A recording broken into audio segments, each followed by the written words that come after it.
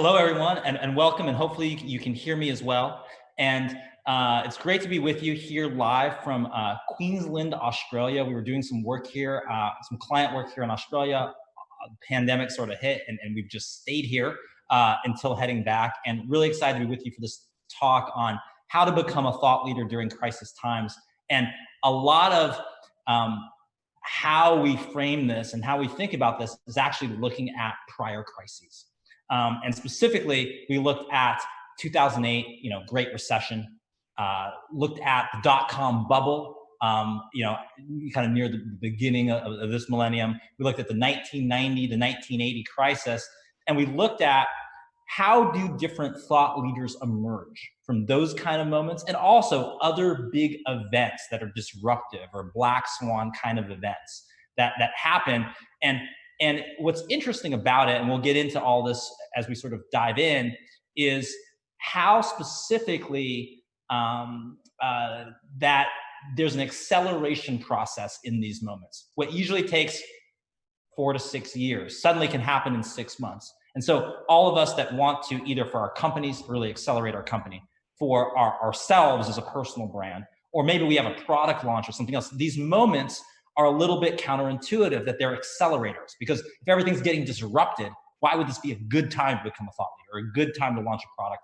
And we'll talk about that. So that's the kind of setup for this. And just by way of background, my name is Ben Kaplan. I'm the CEO of Top Global, as well as PR Hacker. Top Global, we're a global full service marketing agency that touches every aspect of marketing. And we have folks on the ground and boots on the ground now in 20 countries around the world.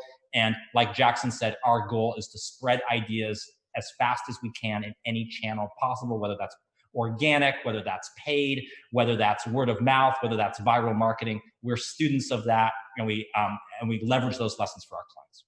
So with that being said, let's move to the central question to start off with, which is, why is the current crisis a window of opportunity for thought leadership? And I know a lot of, obviously, individuals and families and businesses are struggling right now. So this isn't at all, so we're not going to focus on that part, but we're going to acknowledge it. And then also look at specifically 4 reasons why we need thought leaders. There's a thirst for thought leaders. The media need thought leaders. Individual people need thought leaders right now, and why it's a good opportunity to do so in your field or beyond. So the first reason why this is a window of opportunity for thought leadership right now is that there is, in uncertain times, there is high demand for those who can help show us the way forward. Basically, as you increase uncertainty, the value of greater certainty becomes higher. And so right now, because there's a lot of uncertainty and because everything's changed, there is a strong demand. And if you can package that thought leadership in a way that others can consume it, number one, but also important stakeholders can consume it, namely media outlets, other places other influencers. If you can package that thought leadership in a way, there's tremendous demand right now. So that's number one, just like we need people who can show us the way forward. Number two, high audience availability during the stay-at-home period means there's actually huge increases in online engagement. And we actually have a lot of this work we do, we can see this across all of our client numbers. For instance, we can see like email open rates and click rates. We also have a bunch of clients that actually deal with like engagement overall and marketing that we do either PR work or thought leadership for them. So let me give you a couple of rules of thumb for right now, what we've seen in really the past 6 or 8 weeks. One, we've seen open rates for emails increase by 50 to 60%. Depends across your industry, but at least 50% increases in open rates on emails. People are generally more available, more willing to sort of consume and be open to information. So this is a very good window. If you're a thought leader, you just get more people to look at your stuff. Second, we've seen even higher click-through rates, or higher rates in terms of click-through rates. So those numbers are up 60, 70, 80%, depending on your industry, of people who will get an email, for instance, and click through it. So this is a heightened time where your message can get out. That's the second reason why this is an opportunity for thought leadership right now. Third reason, and I'm an economist by training, so we've looked at the kind of the sort of like demand side is high. Let's talk about the supply side. which is there's a low supply of established content on trending topics, right? We're trying to figure out how this all works. There isn't really a great precedent for how disruptive this has been. This touches a lot of industries, and we'll talk about sort of where there's opportunities in industries that hasn't had this kind of challenge before. So you can think of it this way. If you're trying to break into SEO and you want to rank high in the Google rankings and there's topics that are trending now, well, no one has a lot of content on it. It's all kind of new. So it actually breaks the established barriers. And I do another talk called Pivot, Don't Pause, kind of the business lessons of the 2008 Great Recession. And one of those lessons related to that is that in a crisis, 85% of companies that are market leaders are no longer market leaders after a major disruptive event. So only 15% make it. 85%, the deck is going to be reshuffled. That's really notable because if you're, for instance, one, not a market leader, you're trying to become a market leader, maybe you're a fast growing startup, maybe you're the sort of the plucky challenger to a bigger player. This is your moment. You know, that deck is being reshuffled for more than 8 out of 10 companies and industries. That's really notable. And the second is, if you actually are a market leader, this means you have to be vigilant, right? This means you have to protect your position because this is where lots of changes get made. And that brings us to the fourth reason why now is a window of opportunity, is that there is a low supply of new content due to corporate disruption and cost cutting. So we see this across a lot of, for instance, the SEO work we do for Google rankings, where suddenly it's a little bit easier, right? We're suddenly like other people who are optimizing for SEO, they're not quite as optimizing as much anymore. Maybe they're focused on something else. Maybe a lot of companies, unfortunately, have lost different marketing teams. We're also seeing that true in other areas, such as that we do a lot in influencer marketing. Right now is a fantastic time to use influencers if you haven't used influencer marketing before. Why? Because a lot of the business for influencers has dried up. There's a lot more interest in doing kind of creative partnerships or new types of deals. And there's just a lot less noise. So obviously, a lot of people have been kind of drawn out of the market because of the pandemic overall. So if you have something that is relevant, that is timely right now, that can use influencer marketing, it's actually, you can get, 2x or 3x or 4x kind of returns that you would if it wasn't the situation. So there's a low supply of new marketing content or thought leadership content right now. And that's another reason why it's a great opportunity. So hopefully I've convinced you of that. Keep questions coming in the chat, and Jackson and my trusty producer, Justin, will also kind of flag them for me. But hopefully I've sort of at least sold you on the idea that now is an interesting time to be a thought leader, and it is a bit of a window. Yeah, Ben, one question that came in actually from Rebecca Wells that's very relevant. Rebecca's a freelancer in the live events industry, and she's looking to make herself an expert for clients who are navigating from physical events to virtual events. What she wants to know is, how much experience do you actually need in order to become like an expert or like a thought leader? Okay, that's a great question, which I'm going to go into in about maybe like 4 or 5 slides. Let me give you kind of a short answer, and then in a second I'll give you the long answer. So first of all, there is right now not a lot of experts in the kind of challenge we're facing. Why? I mean, there might be some experts on like doing virtual events or remote work, but not in this climate, not in this sort of environment, right? It's all new. So one of the opportunities you have is not so much the question like how much do you need to become an expert, but can you establish your expertise quickly? And I'm going to talk about some ways to do that in just a second. I kind of have 3 ways for you. So first of all, realize that, and that's kind of the reshuffling of the deck. Second, one of the things you have to do is accumulate experience in this new environment very, very quickly. You got to be an experienced collector. And if you can experience quickly, that you can accumulate or collect experience quickly, distill it in a way that other people can understand, you have an opportunity to sort of speed up this process. So that's the short answer. Let me give you a long answer in maybe just a few slides, and I'll give you 3 strategies that you can do. So let's look at now we're at with this kind of formula, which is right now in the current environment, we have greater need for leadership and content. We have higher engagement overall by our audience. We have lesser competition in terms of other people producing content and becoming thought leaders. So this is the recipe for accelerated thought leadership. And that's why I hope everyone now, and I see, on the registration list here, lots of, whether it's companies or nonprofits or causes, I see all attending this webinar. This is a great opportunity for you to accelerate. So 4 questions to ask yourself of what the definition is of a thought leader. And this is important because I think people have a limited view. Like a thought leader, right, is an expert. A thought leader is someone who, what are the other qualities? And actually, maybe we could just, post in the chat now. What do you think are the qualities of a thought leader? What do you think are those things that are necessary to become a thought leader? And I'm going to give you kind of 4 examples. And I also see the question, yes, I can share the presentation after the webinar as well. So what are those questions? What are those things that you think are important about being a thought leader? Let me start with the first one while we kind of think about that and say, what are those qualities that you need to have? So what are the qualities of a top tier thought leader? And let's go to the first one. So first one is most obvious. Someone whose views on a subject are authoritative.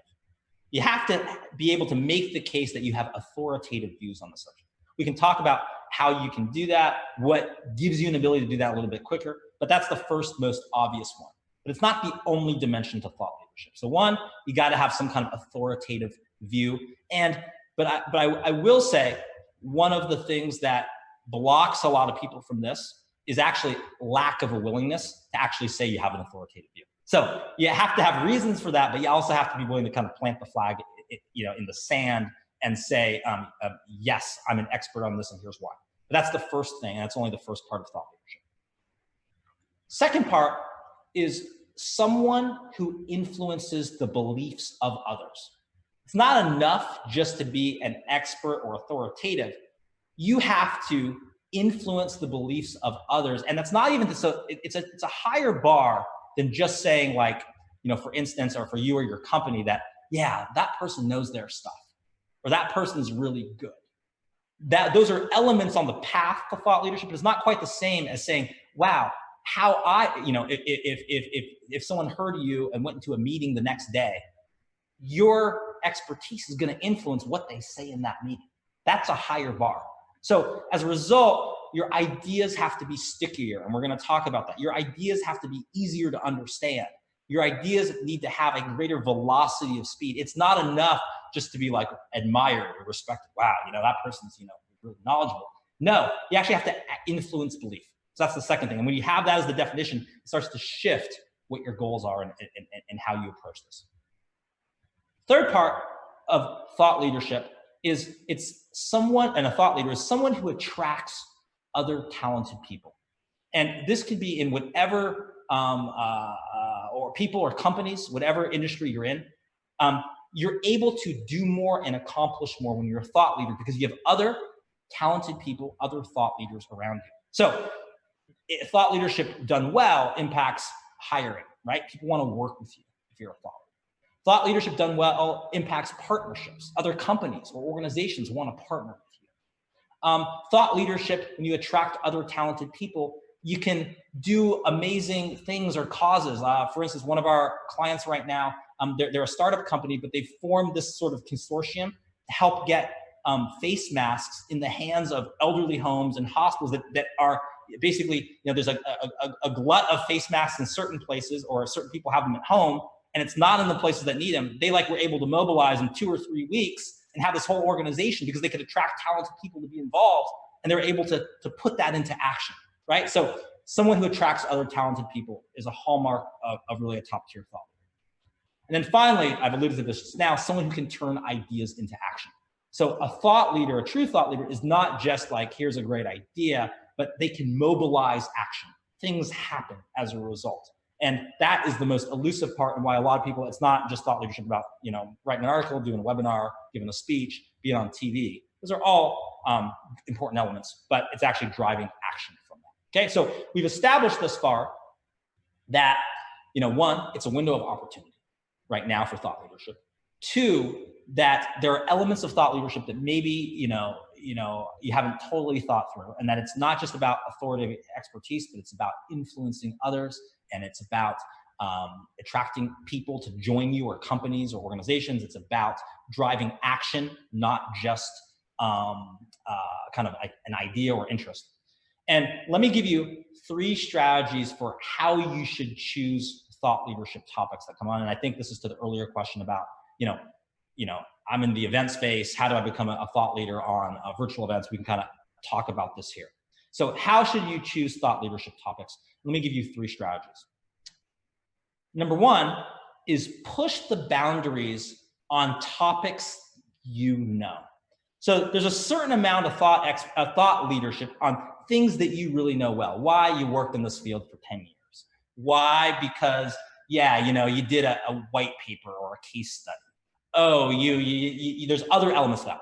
But what you're doing when you start thought leadership is you have to make yourself relevant to adjacent areas. So let me give you an example of that. Early on in my career, I think you heard a little bit of the introduction from Jackson. I was known for writing a book called How to Go to College Almost for Free on winning college scholarships. And I was the kid who, kind of hustled around and won 24 scholarships and attended Harvard virtually for free. So that was my expertise. But there was adjacent areas around that I was able to tap into for thought leadership. So people generally from that viewed me as an expert on scholarships. An adjacent area was financial aid, right? So financial aid is a little bit bigger than scholarships. It's like actually applying from, like, for instance, with the FAFSA form from the government. And so that became an adjacent area. What else? Well, college admissions. So scholarships interplayed with college admissions. You had to tell a story about yourself to win a scholarship. And that story, that narrative became important for an admissions officer too. So that was an adjacent area.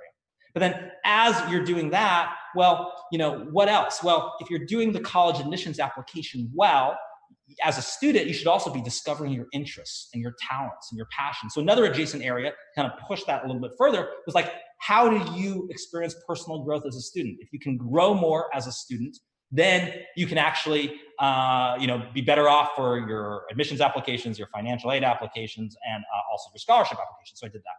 And then as you're in that area, what's adjacent to that? Well, adjacent to that is family finances, right? Because if a family is going to pay for their kids to go to college, are they also saving for retirement? Are they not? So it actually became related to personal finance. And to what extent does paying for college relate to other forms of personal finance? I became eventually a syndicated newspaper columnist, and I wrote a column called Scholars and Dollars for the Oregonian, which is Portland, Oregon's daily newspaper. And I syndicated that column because suddenly I was an expert on the intersection between family and money. And all of that comes full circle later on, because what actually happened was, for my book, I did 5,000 TV and radio interviews in 3 years to promote the book. And I became an expert on how to get on media, how to, get on CNN and all of that. And then that started to become expertise that related eventually to PR, and it related to, as we started to exploit influencer marketing, as we started to do digital and social marketing, and as we started to do content marketing, all those areas came from that. So just to give you an example, all of those areas are adjacent ways to push the boundaries on what you know.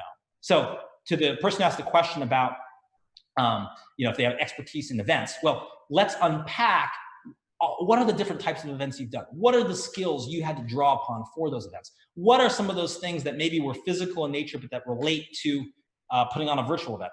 Maybe it's just not even events. Maybe there's other parts that you had to know about, for instance, getting the right speakers at your events, and others that talked about an adjacent area being, how do you package content, and what do people want to know? You got to look at all those areas. And the big mistake people make is they accept, this is my expertise, this is what it is what it is.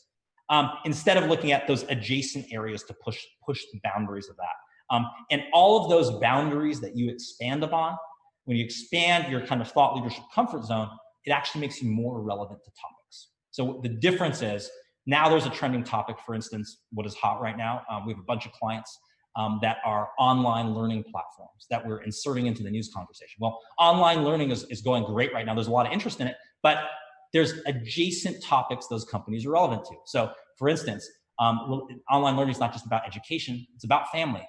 Why? Because a lot of kids are at home with their parents, and their parents are suddenly the teachers. So it's a family issue. Online education is related to what? Relationships. Why? Because, moms and dads are having to divide up duties, and that's impacting their relationship, right? So it's related to that. Online education is related to what else? Workforce, careers. Why? Because, you could either be at home joining your Zoom chat with your team, or you could be teaching a class to your kids. So it's impacting that in the workplace. What else? Online education is related to the future of our kids, because if there's a new normal now and we want our kids to make the most of opportunities in the future, like, do they need to learn how to code? Do they need certain skills that we didn't know are important now that we need for the future? So you can see that online education company too, not just for a person. If they expand those areas, then they're suddenly, and expand those boundaries, they're relevant for more and more topics. And that makes you, once you're more relevant, then you can provide more value. And once you provide more value, then you're more valuable. Okay, so that's the first thing. Push the boundaries on what you know. Ben, I'd like to call out at this point a related question from Carolyn, who's wondering if you have a client that's specialized in one area but wants to grow into new areas of expertise that are maybe a little more tangential. How do you best position them as a thought area in these related areas that they're maybe less established in or have less of a presence in? You've spoken to that a little bit, but I just want to flag that question from Carolyn as you continue. Okay, sure. Thank you, Carolyn, for the question. And I think that's actually a really good setup for this next slide. Think small to become big. When you are trying to get into a new field or a new area or become a thought leader in something very competitive, the mistake that is made a lot of times is you think too big. What I mean is that, let's say your client wants to get into oh yeah, we have this new, social media expertise and platform, let's say they're offering. Well, if you want to be a thought leader in all of social media, that's a big topic, right? That doesn't happen overnight. So instead of doing that, think small, think more niche in specific ways. So maybe you're not the expert or the thought leader on all of social media. Maybe you're the expert on social media for fintech companies who are direct to consumer, who have solutions related to family budgeting, right? We've narrowed it down very, very specifically. And what happens is when you think small, there's not other competitors in that space, right? You're the only one who claims to be a thought leader in that very specific area. But if you string together multiple areas of those together in that new space you want to tackle, suddenly, if you put enough of those together, you're thought of as a thought leader on a much bigger space. So the key is early on to move into a new space, get laser focused, look at where there's a need in specific types of companies or specific use cases or specific examples. Become a thought leader on that first, but then string multiple of those together. And then suddenly, when you string that, it's a much faster way to become actually viewed as a thought leader in all of social media by putting these multiple little niche verticals together than if you have to tackle the big topic all at once. Why? There's a lot of noise. There's a lot of other people. There's other established thought leaders. So that really helps. So think small to become big. It's a little bit counterintuitive. And related to that, I'm actually going to give you a special number in this next slide, which is follow the rule of 3. So this will be very important for establishing your thought leadership and expertise. With the rule of 3, here's an example. One example of your expertise, one single thing, that's a fluke. Anyone can get lucky once, right? You have one example where something really went great and you had this like a feather in your cap. Okay, maybe it's a fluke, maybe you got lucky. But maybe what if you had 2 examples? You had 2 great case studies, 2 examples of that client work or that product launch or that brand work or that, nonprofit cause. I saw on the list a bunch of my friends from the Coca-Cola Scholars Foundation are on this webinar. So maybe it's something you're doing there. What if it's just 2 examples?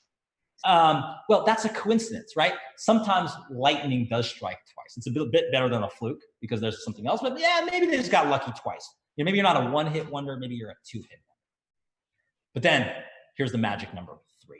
You get to 3 examples of your expertise, 3 case studies, 3 webinars in a series, 3 conference presentations, 3 examples of media pitches that can be covered on CNN and Fox News. When you get to 3, what is that? That's a trend. And you don't need 20, you don't need 100, you need 3 to establish a trend. So what the rule of 3 says is if we are going to niche areas and think small to get big, we need 3 core areas that are sequenced together to then communicate that we're an expert over a bigger space. So 1 example is a fluke, 2 is a coincidence, 3 is a trend. Once you can establish trends, that is a faster path to thought leadership. So does that make sense, Jackson? How do we do on the answer? And I'm happy to kind of clarify further, but what we've seen before and we've seen as these kind of shortcuts to thought leadership and moving into space is and just to kind of recap here, is one, push the boundaries on topics that you know. You've got to expand those areas, look for adjacent areas. Two, think small, become big, become more focused on specific areas that will help you establish bigger areas faster by stringing them together. And then third, how many do you need? Rule 3. That's how you establish trends, and that will help move your speed at doing this faster. How are we doing so far, Jackson? Yeah, great. I would also follow up maybe on this question, and Carolyn can note whether or not there's anything else that she'd like to dive into in that particular thread. But we did have a question that came in via email that I think could be relevant to talk about here when we're talking about flexibility. Um, and the question specifically was about generalist versus specialist marketers at a kind of chaotic time, right? So we've seen that a lot of marketing teams have been very disrupted by COVID-19, and as kind of teams have to adjust and shift, do you find, Ben, that marketers who are super specialized in one discipline are better equipped, or do you find that generalist marketers are better equipped for the current moment? Okay, sure. I think a couple of things. I think it is helpful to have depth in a single area because that depth establishes the depth of expertise. But then you also need breadth on how that can apply. So what you have to do is have some amount of depth, and we're going to talk about that in a second about how you can get more depth. But being relevant to more areas is really important. So I know I'm kind of like maybe that's a little bit of a wishy-washy answer because I'm sort of saying both. But I think the key thing is to get depth quickly in an area and then look at how you can expand that. Look at how you can make that broader. And I'll give you an example, even from our company right now. So one of our agencies is called Top Data. We specialize in kind of using data to create thought leadership, to create content, to be relevant to the news cycle. So we package data in a lot of different ways for different companies and organizations and brands. One of the things we're doing now for Top Data that I've been doing is just kind of yesterday, I was doing kind of TV interviews all across the US, even just remotely from here. And actually, by the way, anyone who wants to go on TV, this is just like a little side note, is actually a fantastic time right now because no one expects you to be in studio. Everyone is okay with remote like Zoom calls or Skype calls or everything. So if you want to like do like a national media tour right now, it is a fantastic time to do it because you don't have to go anywhere and you can get on any show. So that's a side note, but let me explain what we were doing for Top Data. So we actually were using data about job applications and job openings available across the country to package data for news outlets to be a related bit of information related to unemployment news. So, obviously in the US right now, unemployment, it's unprecedented. It's through the roof. I think there was, close to 3 million, just yesterday, close to 3 million new people filed for unemployment. The flip side of that was we added to the conversation just as Top Data by looking actually at job posting sites and actually aggregating through their APIs what new jobs were created. And what we actually were able to show on a per state or per city level was that from 4 weeks ago compared to this past 2 weeks, 4 weeks ago, there were virtually no jobs being created. This past 2 weeks, nationally, it was over 3%. So this is an example of us actually being relevant to the conversation. We, of course, are a marketing agency, so we do a lot of things, but one of the things related to that was like, we do have some expertise, and we have a number of clients that are in HR related to jobs. I'm an economist by training, so we took an adjacent area to be a little bit more relevant. Now, what is our deep expertise? Our deep expertise is using data, right? But we applied that data in a broader way to suddenly be relevant to what is the trending conversation around unemployment, jobs, and the state of the economy. And that allowed us to, just yesterday I did an interview. It was, Tulsa, Oklahoma, Nashville, Tennessee, San Diego, California, Central Coast, California. I did something for CBS Radio just by being a little bit more relevant to what's going on. So hopefully, Jackson, that answers the question. But a depth in the area is helpful. But right now, having the breadth allows you to like jump into different conversations. And the one thing I'll say, actually, maybe one more point on that, is that if you are an organization or a company or a brand, like let's say you want to, you'd love for your organization to be featured in the New York Times right now. having breadth gives you more opportunities by actually the sheer law of numbers. Let me give you an example. So let's say you're a tech company. I know there's a bunch of, my friends who are tech companies, or I know there's a bunch of VC investors and angel investors on this webinar right now. And let's say, you're going to go pitch like the tech editors of the New York Times or the tech reporters, right? So we got about, kind of like 5 to 7 core people that we can go pitch if we come into technology. But let's say that tech company is related to, what's going to be the new normal in terms of our life and lifestyle. If that's one of your related to the company. Well, suddenly you do that puts in play another, 10, 12 reporters, editors at the New York Times. But let's say they're also relevant to questions about changing kind of family norms, right? So then that puts in place another like 5 or so editors, reporters at the New York Times. And then let's say also, well, what does this mean? Because we're about to hit summer travel season in North America. People are traveling. Maybe the tech solution is related to travel and what people are going to do when everyone's remote. Well, once you hit travel, that's actually another 8 or 10 more editors or writers at the New York Times. So the point I'm trying to make is that if you came straight ahead and you didn't really have the breadth of area, you got 5 to 7 people you can pitch, right? But if you are broad, if you can apply yourself to more areas, suddenly, let's say you have 40 to 50 people you can pitch. So which type of approach has a better conversion rate for getting coverage in the New York Times? Well, it's the latter, right? Because sheer law of numbers, I can pitch 40 or 50 people. I have a much higher chance of getting that feature story in the New York Times if I can only do, 5 to 7 people. So by having that breadth, by going to adjacent areas, it actually positions you for greater success. And a lot of people don't realize it. Okay, Jackson, that was a long-winded answer to a short question. How are we doing? Was that all right? Yeah, fantastic. Hey, Ben, okay. Yeah. Go ahead and change over to your laptop camera. It looks like we lost your video. Okay.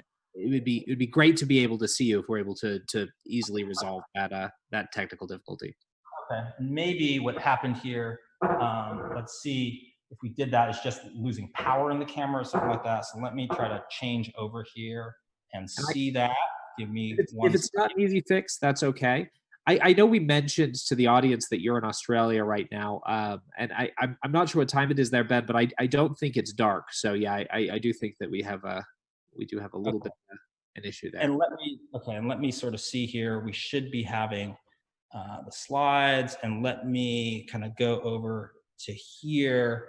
And the only thing is, let's see here. I'm going to change over. And how is that, Jackson? There we go. Beautiful. Chat. Okay. Well, go ahead and drop in the chat if you have any trouble seeing Ben, but I know that it's working for me, so I assume it's working for all of us. Okay, great. So we'll be here, and you're just going to see me do a little bit of camera anchorman. My slides are over here, so you're going to see me like go over here and then come back over here a little bit. But good, that's better. So let's talk about now in terms of how you can quickly establish a position of influence. And actually, Jackson, can you still see my slides on the screen? I kind of have this powered by another computer here. Can you still see that as well? Yes. Okay, fantastic. So, and thank you. I can see in the background my trusty producer, Justin, being like, okay, let's get those slides on the screen. So thank you, Justin. So how can you, through this section, how can you quickly establish a position of influence? I want to give you some strategies on this. We've talked about how to choose topics. We've talked about, leveraging like the rule of 3 or thinking small. So those are all strategies, but let me give you some practical tactics you can use to establish yourself moving forward. And so first thing here is that one of the fastest ways to establish your leadership is to become a source of truth for data in your industry. And I've talked about data a little bit, but let me talk about why it is important. And that means whatever industry you're in, right? If you're like, in education, you have insights related to that, being a source of data. If you are in, healthcare, and this is a time where we're talking about health and wellness. One of our clients is United Healthcare, the 6th largest company in the US. We're doing tons of data-related thought leadership for them. Maybe you're in other fields like whether it's B2C or B2B, and you can provide insight. The reason data is powerful in your toolbox is because it gives you a monopoly on information that other people don't have if you've done it right. And if you have a monopoly on something, you're valuable, right? And we're not talking about a business monopoly in terms of access to the market. We're talking about having something that if everyone else wants, and data is valuable and it's hard to get, they have to come through you. So it makes you instantly more valuable as a thought leader. And so here is a little schematic that we use at TOP. And by the way, we love data at TOP. And if you're wondering what TOP stands for, it stands for Test, Optimize, Perform. So it's a very data-driven methodology. So we love data at TOP. And here is how to create data-driven news. So one, you leverage a timely news peg. That means that we have a huge one now with obviously the current pandemic, but within that, there are different news pegs of things that are happening that you can be relevant to. So what are some of those things? Well, just yesterday, the unemployment numbers, came out for the week, right? That's news that's happening. What else? Well, there's a lot of news about, in your state or your province or your country around the world. Are you opening back up? Are we accepting people in restaurants now? Is social distancing in place to what extent? That's other breaking news. What else is happening? Well, there's a lot of news about, what's going to happen if there's certain places in the world where schools are opening up, they're starting, or, in other places schools are, what's going to happen with that as those open up, that's news. So the first thing you got to do in data is realizing that there's timely news pegs. It's not just about releasing data for data's sake. How do you make it relevant to what's going on? The second thing is that you would create a data study related to this news peg. So I'm going to give you some examples of how you do that. And data study may seem overly ambitious terminology. So let me kind of put that down a little bit, like lower the bar. Data study doesn't have to be like I'm doing a 90-page white paper about this. Data study could be some insight that is a blog post that is useful to people because of how it's packaged. Data can be quantitative, but it can also be qualitative as well. So there can be ways to package experience or case studies or examples. So don't get too scared away by data study as like, man, that sounds major. I'm a one-person shop. How am I going to do that? There's ways we're going to talk about that. Third, you post a study on your website. Why? Because you need a place and an authoritative place of truth. So you post it on your website, and that is useful because step number 4, you pitch that data story to mass media, to influencers. So you let them know you have that. It's one of our specialties is spreading that out. And then 5 is an awesome thing for anyone that wants to be more visible in Google, which is the media links to your full data study. Data and link building and SEO are highly related, and we think it's a hugely underutilized tactic by companies to use data to improve their Google rankings. Why? Because the number one fastest way to rank higher in Google is to have a lot of inbound backlinks. And what is a fast way to get backlinks? Data is incredibly useful for getting backlinks. Why? One, because usually when someone cites data, they need to cite where it's from. A link is super useful to do that, right? So the citation of data lends itself to a link. The second thing is that usually if a media outlet or an influencer is going to talk about something and your blog post is is let's say 1,500 words or 1,000 words, they're not putting 1,000 words out there just on your data study. So you have more information that they don't have. So it naturally makes sense to send people over. Okay. So that's important for that. And so media links to full data study. And then finally, you get inbound traffic, you get SEO, you get a platform to expand upon your thought leadership. So those are all things that are important for creating data-driven news. And here is 4 different ways to do that. And I'll sort of explain that from some perspective of Top Data, which is our data agency. PR Hacker is another agency of ours that is kind of famous for packaging data in interesting ways. And there is created data, public data, digital data, and brand data. And the point I want to make is that this data is not as scarce as you think, right? Saying like, oh my gosh, how am I going to, I don't have a big operation, how are we going to do it? I'm going to show you different ways to do it. So created data, we do a lot at PR Hacker through our own in-house survey platform. We're a survey company, and certainly if you're interested in doing, we can do surveys anywhere in the world in typically 48 hours or less to provide meaningful insight. So one, there's that, and there's also obviously a lot of other survey platforms that actually, if you have audiences of your own, might not actually even cost you money, because a lot of them will let you use your platform, and if you don't use their panel of people, it could even be free. So one, there's created data. 2, there's public data. That is available often from government sources. So we are constantly looking at packaging, and one of the tactics you have is making comparisons in data that is available. So for instance, there's a bunch of news organizations doing this now.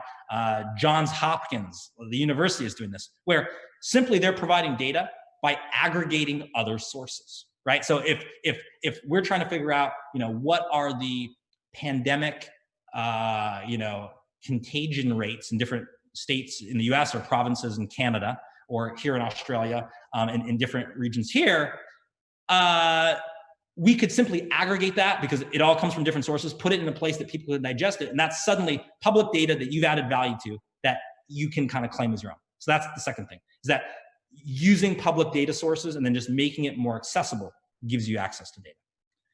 Third is digital data, and specifically from Google Trends, Twitter, and YouTube. So we did something for a client at Top Data where we actually did a stress index on who is the most stressed out people during the current pandemic. What we actually did for that was it was all based on Google Trends data. We actually looked at stressed out searches. So we sort of define searches that indicate stress, like people that were looking for things like, how do I get a job, or how do I wash my hands, or like what risk am I at? Like those indicated stress and anxiety. We used that and combined data that we could just access freely from Google Trends to actually compare different populations, different states. We actually did a comparison of 2008 to the current time. How does the stress compare? We used Google Trends data for that, digital data. And then finally, brand data. So many of you have access to information that you might not even realize is data, or it might be kind of hard to get at. So if you have from your company access to certain populations, if you have maybe qualitative examples or case studies that you never really thought were like data, but you could actually go to your 20 case studies and pull out insights and package it, those are all great sources as well. So created data, public data, digital data, brand data, these are all sources you can get. And data is not the only means to establish thought leadership. It's just really, really useful. And again, the reason it's useful is because it's valuable, and because it's valuable, then you have a great value if you can supply it, and people kind of have to come through you, right? If you wanted to have insight into how many jobs are newly posted in the US, and now, by the way, our agency, we're doing it for Canada, we're doing it for the UK, we're doing it for Australia, and then we're going all over the world with job information data. You've kind of got to come through us, or you got to do your own data study. It's kind of easier to come through us than it is to do your own data study, right? So let me give you a very specific example of how to package data. I'm not, at PR Hacker, we're known for 27 different blueprints. And PR Hacker, by the way, is one of the top agencies, 27 different blueprints on ways to generate news. So all of these blueprints have names like code names. You see one on the screen called geo-ranking. So this blueprint is called geo-ranking. There's a question, central question to the blueprint, which is how can we compare different regions to each other to generate local news at global scale or national scale? And then there's a methodology on how to go about doing that. So the point I want to make here, and I'll explain what geo-ranking, this is just one of the 27, is that packaging data in interesting ways so that media or influencers or your audience can consume it is hugely important. It's not just the data itself. Let me give you an example of a geo-ranking work we did for a client. We did a famous study that generated a Super Bowl ad worth of media interest, even though it was totally unpaid. There was no ads involved. A couple of years back for Milk-Bone, which is one of our clients, the US dog treat company. And we created the Milk-Bone Doggy Love Index for Valentine's Day. What we did was we said, which US states love their dogs the most for Valentine's Day? And to make them relevant, we basically ran a survey and we asked the question like, do you tell your dog I love you? Do you give your dog gifts? Do you kiss your dog? Does your dog sleep in your bed with you? These are all signs, kind of fun signs for the point of view of a fun consumer survey of love. We asked people all over the US their instance of that, and then we ranked states across the US on this sort of point. So that was a geo-ranking. That generated hundreds and hundreds of media appearances. Like I said, it was a Super Bowl ad worth of exposure, even though we weren't paying for anything. And so why is that useful? Why is this a useful one of the 27 data packaging blueprints? It's useful because media is organized geographically. And that's kind of the interesting thing, which is if you can provide a geographical result, right? If you can say, okay, here's the result for Atlanta or Georgia. Here's the result for Houston or Texas. And you can compare states or regions or areas, or you can do this for countries. Like how does the US compare to Canada, compare to UK, compare to Germany? If you can do it in that manner, then the really great part is that media is organized around to have a relevant result to their local region. You're more relevant, you'll get more coverage. And when you do that, the great thing about that is that then you can be specific to a local area, but you can do it at scale all over. So this is how you can do a national campaign or a global campaign, even using local data. Okay, and that's the geo-ranking blueprint. And message me, I'll give you my email at the end if you want to see kind of more of what those blueprints are like. And by the way, my webinar coming up, the next one, is actually going to be talking about marketing during a crisis, and specifically what are the marketing channels. We're going to go into way more blueprints of that in that next webinar. So what makes an idea easy to spread?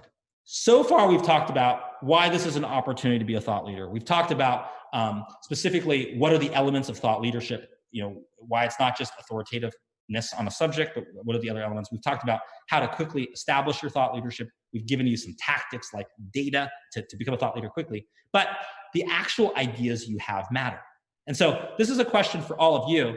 And let's put this into the kind of chat room, and let's ask. And I see a lot of people I know there from various contexts. So Carolyn, Carolyn Norton, and from the Coca-Cola family. Thank you for being there. What do you think makes an idea easy to spread? I see. Mike Reese is there. Mike, it's been too long. He's actually kind of like a second cousin of mine. Does really cool, innovative stuff in a lot of different areas. Good guy to know. Mike, what do you think makes an idea easy to spread? Carolyn Izzo Feldman, Jackson, feel free to chime in. What do you guys think in sort of the chat and in the sort of the question and answers? What do you think if you're going to share something? What is the quality of it that you see? What is an example of it that makes you want to share something? What are some ideas of that? I'll kind of just give you a second here. Oh, and I see Jared Heyman chimed in. Oh, great to see you, Jared. He's a guy who's absolutely a thought leader. Okay, so I'm seeing answers here. It's relevant. Joel will do that if you want to share. It's fun. Carolyn is also highlighting relevant. If it's relevant, so it's interesting and maybe appropriate. Those are reasons. What else? Do you guys just share everything that's relevant? I mean, do you just go on your Facebook page and be like, yeah, that was relevant, I'm going to share it? What's your filter?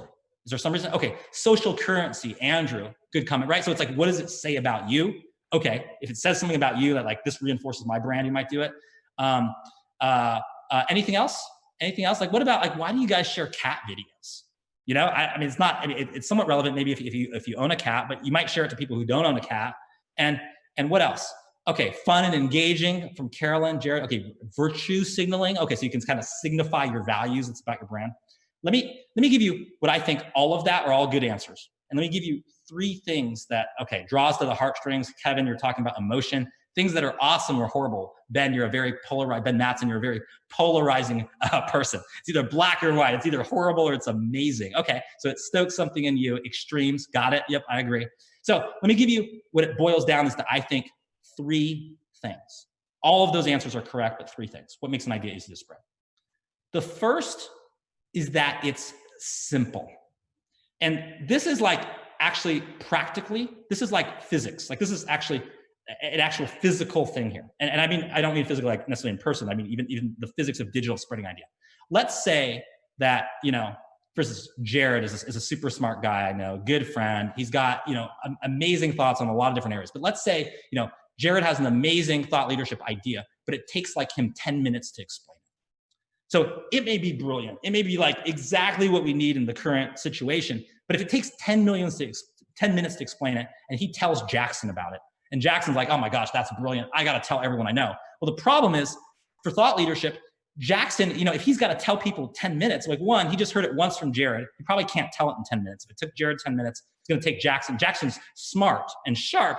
Probably going to take him 12 minutes, right? Everyone else is going to take 15 minutes to explain. The problem is, Jackson's a busy guy. He's doing campaigns for companies all over the world. He hasn't got 10 minutes or 12 minutes to go tell Garrett, or go tell Dana from our team, or go tell, Carolyn Norton in our chat this, right? He's busy. So even if it is brilliant, if it is not simple, the physics of it do not allow it to spread. So if you want something to spread, it's got to be simple, just a fact of life. That's almost like a qualifying factor. Second point is that it's surprising. It's surprising. And what that really means in terms of surprise, and let me just plug in my computer here a little bit so we don't lose that. what it means in terms of surprising is that there's a ton of noise out there. There's a ton of stuff in your feed. You are all busy, talented, interesting people, right? You've got a lot of stuff going on. So the problem is, let's say Jared's idea is brilliant. And let's say it doesn't take him 10 minutes. Let's say it takes him 7 seconds, right? To explain it. Well, have I heard this before? Is it interesting? It's got to get your attention in some way. So some of you said, different things about surprising. Like someone said, I think Ben, you said it was awesome or horrible, right? That's like surprising, right? Because it's at the extremes. Or other people said, it's something like fun and engaging. Well, fun and engaging in a way you haven't seen, right? If it's another cat video where you just saw another cat doing exactly the same thing, you might not share it. But if it's like, oh my gosh, I just saw, a cat, do the hula dance. I haven't seen that before. Okay, I might share that, right? So surprise, you've got to break the expectation in some way. And then the third part is significant. You've got to say something deeper. Let me give you an example of something that's simple and surprising, but not significant. Here we go. Blah! That is simple and surprising, right? We're in a webinar. It was very simple. I just went blah. It was surprising. You don't really hear too many people do that in kind of a thought leadership webinar. You don't hear them go blah. So it got your attention, but it didn't really have a lot of significance, right? I didn't say anything. So simple, surprising, significant, that's the deeper purpose. Some of you said relevance, right? What's relevant to an audience. And if you can be simple and surprising and significant, your ideas have a higher viral velocity. What that means is they want to spread faster. So this is the litmus test that you can use on no matter what kind of communication or marketing material you're doing.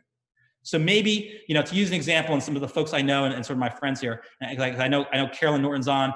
I'm thinking maybe Jane is on the line, president of the Coca-Cola Scholars Foundation. So let's say you're doing an email to all the scholars or the broader audience. And let's say you want to get huge engagement on this. You want to just drive things to this. Your lens for that email, simple, surprising, and significant. Is this email simple enough? Is it surprising that I break through the expectation, that subject line? Is it significant? Are we saying something deep? And that's you use that for the email. But let's say you're like Jared, who's a successful entrepreneur in a VC.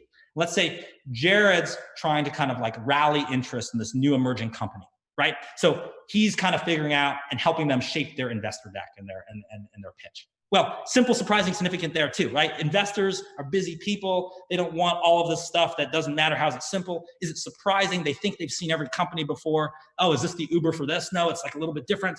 Is it significant and deeper? Same lens, right? Let's say you're a bunch of people I know are at brands, right? Are major brands in this. I think Tracy Lesson, I think I saw you on the registration that you're at a brand. I see other folks that I know from, Anheuser-Busch, from other major brands. I think I saw Jenny O on the registration list. So let's say you're doing that and you're making a brand communication. You're making an activation, right? You're doing something public. It's a digital, it's a social activation. Same thing. Simple. Do people get it really fast? Surprising. Does it break the expectation? Significant. So this is your checklist for all kinds of communications, all kinds of marketing. And I know the question is, how long is this webinar? We are wrapping up. We only have a couple more slides. I know we're kind of at the end of the time. And so we will wrap up. And also what will happen is if you're interested, I'll give you actually, I can just give it right now. My email address is ben.kaplan, ben.kaplan, my name, at topagency.com. So ben.kaplan at topagency.com. Shoot me a note if you want the slide deck. If you want a recording of this, we're recording this. And then if you miss it, you can do that as well. But let me probably just another 6-7 minutes, and then we'll kind of maybe wrap up with final questions. So now that we know that, let's give you a couple examples of this framework for spreading ideas. I'm going to give you one really basic example and one example where I'm going to ask you to not embrace the controversy, set aside your political hat, and we're just going to evaluate it as sort of objective students of thought leadership. So first part I want to give an example is this axiom, this parable that maybe you've heard, which is a bird in the hand is worth two in the bush. I think most people heard that phrase. So this is something that is in kind of a lot of different cultures. They have some version of this as a bit of wisdom. And the question is, why does this persist in so many cultures over so many years? Let's use our framework. Is it simple? Absolutely. It's about birds and hands. It doesn't get simpler than that, right? Very easy to understand no matter what your background is, birds and hands. Is it surprising? It is, because this is math that I wasn't taught before. I thought I thought 2 is better than 1. This is saying a bird in hand, 1, is better than 2 in the bush. 2 that are out there, it's better to have 1 than 2. That's new math. I didn't realize that. I thought I wanted 2, right? So it is surprising. Is it significant? Yes, it's a widely applicable bit of wisdom, right? Because it applies to nature and actually birds and hands. But it also applies to, let's say you're in your next like corporate board meeting and you're debating, gosh, do we stick with the North American market or do we expand into Asia and Latin America? And then you like raise your hand and you're saying, well, I realize that we have a lot of opportunities in Asia and Latin America, but a bird in hand is worth 2 in the bush, right? Let's focus on what we have now in North America. And everyone's like, okay, they nod their head, right? So, oh my gosh, we could use it for like, hunting, gathering societies, and we can use it for your next board meeting. It's widely applicable. Okay, so that's an example. Now, here's the part where I'm going to do something that's not intended to be controversial at all. I'm going to give you a political example, and I'm going to ask you to set aside your red, blue, liberal, conservative, all of that, because really, truly, it's not a point about the merit of the data. I just want to kind of analyze it so you can kind of understand impact of a simple, surprising, significant idea. Let me just kind of advance it here, and that is what I call the Great Wall of Trump. And this was an example. And again, we're not making kind of political opinions here at all, but what I would argue is that when Donald Trump, before he was president, he was a candidate, and he was a reality TV show star. He was famous for sort of books and being a businessman. There was a moment where he needed some kind of idea to be taken seriously. And I would argue that probably without this idea, and I will analyze it in a second, he probably wouldn't be president now. And again, this is like no kind of commentary on the merit of the idea. I just want to kind of analyze it so you can see the power of this framework. So let's talk about Trump's wall in kind of the US to Mexico. Is it simple? Yes, it's a wall. It doesn't get any simpler than that, right? Very straightforward. Everyone can understand. It's just a wall. Very easy to understand. Is it surprising? Yes. It's not normal for a politician, right? Politicians have 7-point plans. Politicians have, a bill they want to pass. They don't really have like, let's build a wall. So it totally sort of took all the oxygen in the conversation because it was surprising. It was unexpected. Is it significant? It is for President Trump and candidate Trump at the time, because it was, well, not only was it significant, it was symbolic. It sort of said he's tough on immigration, and he was appealing to a certain base that would be very supportive of that idea. So simple, surprising, significant. It was an idea that had a high viral velocity, and you could look on the other side too. I think this most recent election, if you look at like the Democratic primaries, there was such like the, Andrew Yang had the universal dividend, which was a very simple, surprising, and significant idea, simply because it was very easy to understand. Yeah, you're talking like a payment for every American. Was it surprising? Yeah, it was different because it was different than a tax cut, or it was different than another kind of government program. It was different.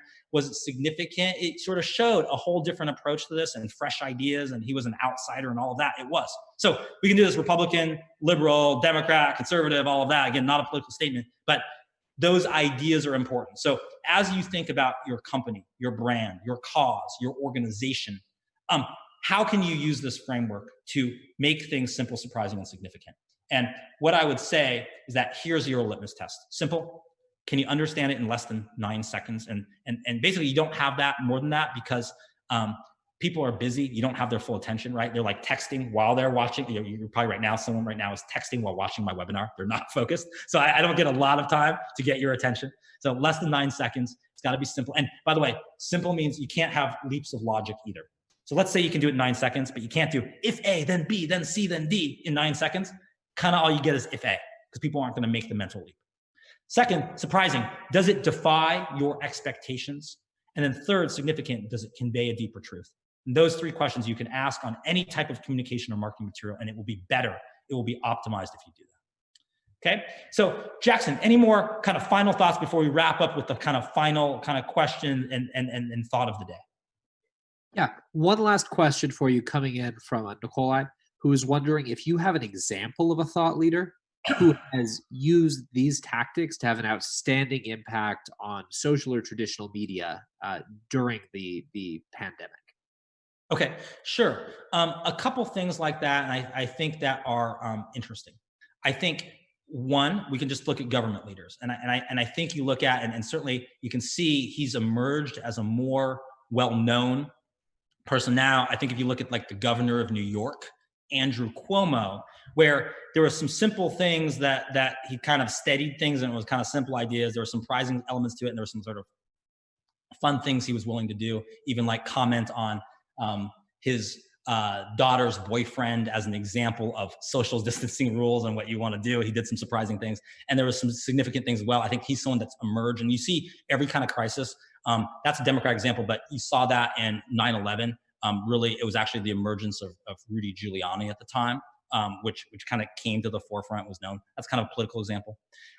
You see this a ton, and I don't think we have the verdict yet on the current pandemic yet, but you see other examples, and I'll give you some, of people using certainly the simple and surprise very well. On the corporate side, one person that comes to mind, Richard Branson, kind of chairman of sort of Virgin, uses it a lot to use sort of simple and surprising things. Sometimes people associate him with stunts. He's actually a little bit more savvy than that, to use that to communicate or spread an idea. Certainly there's others that, maybe are not as consistent in messaging, that are doing interesting things. I mean, I think you see people using Twitter as an example, as doing that. Someone on the business side doing that a lot right now is someone like, Elon Musk, surprisingly, is part of the political debate, which you don't sort of expect. He's someone you can kind of debate where it's kind of a little bit all over the place and maybe not as consistent from a branding perspective, but certainly has moved him into different thought leadership positions. And then there's a whole class of people that you don't know. If I just cited their name, you wouldn't be able to cite it, but they're CEOs of growing companies. They're presidents of nonprofits. There are others that are adding value to the conversation as well. So I think those are all examples as well. Yeah, actually, I love the example. Carolyn says John Krasinski, the actor, known for sort of like The Office and other kind of movies and shows. He has like Some Good News as his own kind of like podcast, and that's actually becoming a thought leader, which is a very actually simple, surprising, significant idea, which is just like, we need some positivity. There's so much negative news that we just need it. And he's not the first person to do that at all, because there's actually a number of media outlets that actually focus on good news, but how he packaged it, and obviously some of his how he explained it, and how he sort of encapsulated, I think, this sort of like work from home. He has like, if you've seen it, you Google John Krasinski and Some Good News. He has like the homemade like background his daughter drew. That's like the panel for the show and all that. He sort of captures that moment. So that's great examples as well. Let me end on the final kind of thing of the day. And again, my sort of email address too is ben.kaplan@topagency.com. And you can go to topagency.com if you're more interested in more information. If you want, our perspective on your marketing challenge or your thought leadership challenge, you can fill out the form there. And also prhacker.com is our sort of data-driven PR agency and viral marketing agency. So you can go to prhacker.com as well. And then let me end on the final thought of the day with one of the most important thoughts. And I'll preface that by asking one request. One thing that we always like to do in these kind of webinars, and it's part of our study of what sticks and what ideas spread, is we always like to ask, what is that one thing that you got out of this presentation? What is the one thing that you remember? And we're interested in that because we want to know what are our most stickiest ideas. So one, if you don't mind, in the chat room, saying what is the one thing that you remember, you recall, that was useful, that was helpful. You can enter in the chat room. And two, my Twitter handle is just my full name, which is @Benjamin Kaplan. Tweet at me, what is the one thing that you remember? What is the one thing that was useful? What is the stickiest idea you have? And by the way, when I always go to these webinars myself, it's always like, I don't have to remember everything. I just gotta let me get one thing of value. What is that? So what is your one thing? Put it in the chat room and tweet at me that as well. It's @Benjamin Kaplan, and I will absolutely respond, and we can have a discussion on social as well. So that's the first thing I want to say. Now let me end on the one thought of additional thought of the day, and that is this. We've talked a lot about thought leadership, and it is viewed as a big thing, right? Like, what does it take for me to be a thought leader? We've talked about how to make your ideas easier to spread. We talked about simple, surprising, and significant, how to add viral velocity to your ideas. But it's like, man, do I got to lock myself in the room and come up with this amazing viral campaign? So it seems daunting. Or we talked about data. Like, data is something that gives you a monopoly on an idea no one else has. It makes you useful, accelerates thought leadership. That also becomes, you're like, gosh, I got to go do this data thing. How do I have time to do this? We've talked even about expanding your comfort zone, looking at adjacent areas. We talked about, the rule of 3 and finding 3 examples of your expertise, or think small to get big. And that was kind of challenging because you're like, okay, gosh, I got to focus on these niche areas. So I threw a lot of stuff at you. But the most important lesson of this is that you don't have to be a thought leader overnight. You can incrementally improve and make a difference. And so what I mean by that is, don't be like, yeah, it's either like I am not a thought leader or I am one. Instead, how can I drive this email communication 10% more in the thought leadership direction? How can I make it a little more simple, surprising, or insignificant? Do that. You're like, okay, I've done this blog post, but like maybe there's a data source I can add to it a little bit. I wrote this up, but maybe I just add a little bit more data. So it's not the full white paper. It's like 8% more, 10% more. And so the secret of this is that thought leadership is like compound interest. It compounds itself. You don't have to go from no thought leader to thought leadership superstar overnight. Instead, increment it, improve it, and what happens is those gains multiply. Like compound interest, which Albert Einstein said was one of the wonders of the modern world, how it works. Every little bit of thought leadership you do builds upon each other, and pretty soon you look back and you've gone from here to there in a major way, and you can't believe all that you've accomplished and the new platform you have. So look for incremental ways to improve your thought leadership. Those add up and compound over time. And I thank you all for coming to the webinar. Email me if you have any additional questions, and if you'd like the slide deck, if you'd like us to present to your audience, we're happy to do that. If you have your own webinar and want to do something together, or you have something for your internal team, we're happy to do it. And let us know how we can be helpful. If you'd like the video, let us know as well. We'll get you a video of this as well. We just want to be useful. And thank you for coming, and I wish you all that kind of success.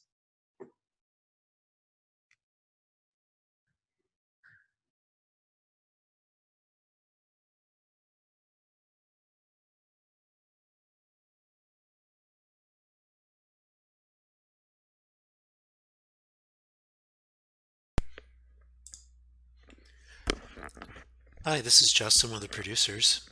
I just want to thank everybody for coming out for today's webinar. We'll have a link to a YouTube upload of today's entire presentation available later on this evening. Thanks again, and please direct any questions you might have or any marketing concerns to ben.kaplan@topagency.com. And you can also find us at topagency.com and prhacker.com. I'll turn it over to Jackson if he's got any final thoughts. Yeah, thanks so much, guys. It was a lot of fun. Enjoyed having you here. Again, feel free to send Ben an email. His email address is in the chat, or tweet him. That's at Benjamin Kaplan. Thanks so much. Look forward to catching you for the next one.